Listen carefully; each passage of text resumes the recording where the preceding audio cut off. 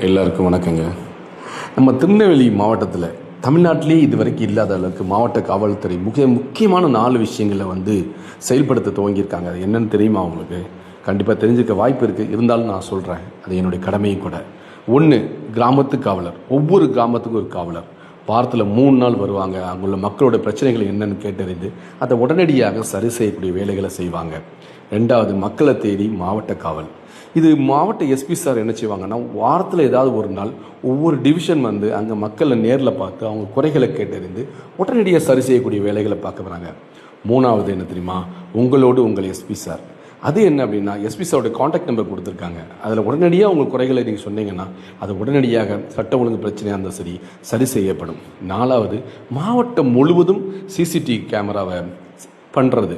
இதுக்கு மக்களோட ஒத்துழைப்பு, பொது நிறுவனங்கள், அப்புறம் ட்ரஸ்ட், இவங்கெல்லாம் சேர்ந்து சப்போர்ட் பண்ணி மாவட்டம் முழு கண்காணிப்பு கேமரா பொறுத்துறது. இதன் மூலமாக பிரச்சனை சரி செய்த ஒன்று தவறு செய்தவர்களை கண்டிப்பாக உடனடியாக பிடிக்க முடியுங்கிறது அவங்களுடைய எண்ணம்.